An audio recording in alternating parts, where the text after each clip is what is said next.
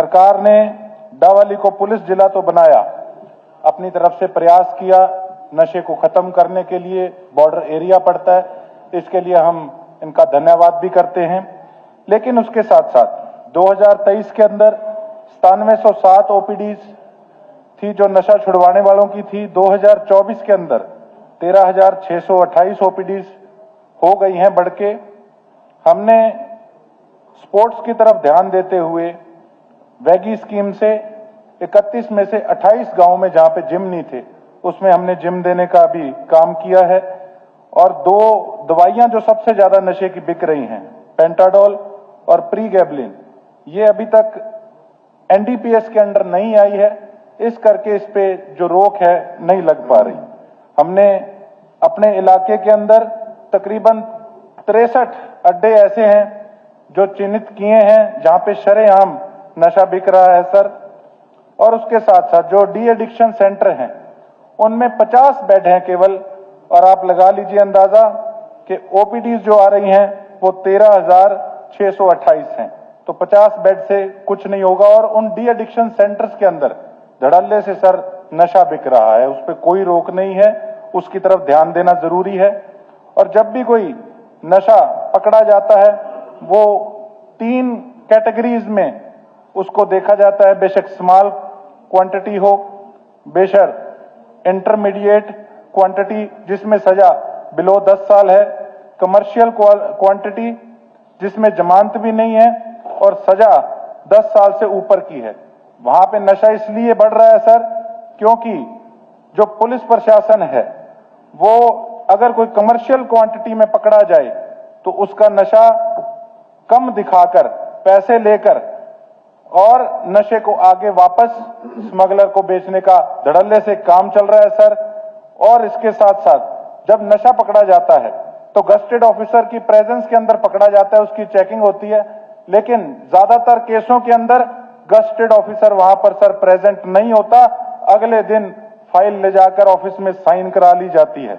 उसके साथ साथ जो सप्लायर है अगर अपने किसी गुर्गे को नशा देता है बेचने के लिए तो वो जब पकड़ा जाता है सिर्फ बयान होता है सर, इसीलिए उसको आसानी से जमानत मिल जाती है, ना तो उसके एविडेंस कलेक्ट किए जाते और ना ही मेन सप्लायर तक पहुंचा जाता।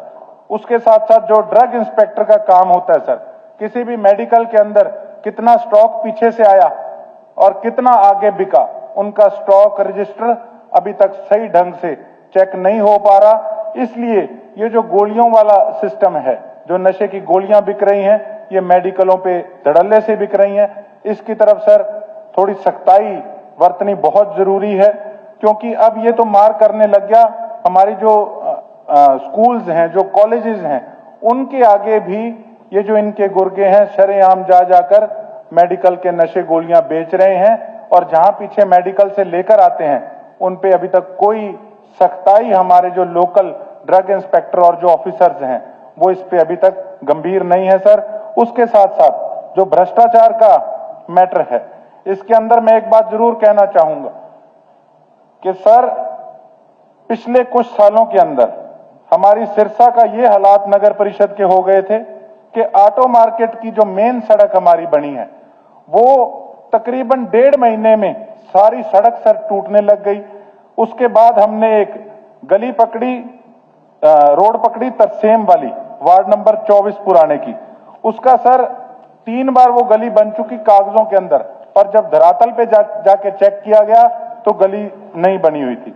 उसके साथ साथ एक हमारे भादरा पार्क का टेंडर हुआ था जिसके काम की तिथि समाप्त हो चुकी थी, 46 लाख का ठेका था सर। जब जाके उसको चेक किया गया तो ठेके के अंदर उसको 3 साल की मेंटेनेंस का समय दिया गया। जब चेक किया गया तो उसके अंदर सर 46,000 का भी काम नहीं हुआ था। चेक करने के बाद अगले दिन ठेकेदार ने अपना काम शुरू कर दिया।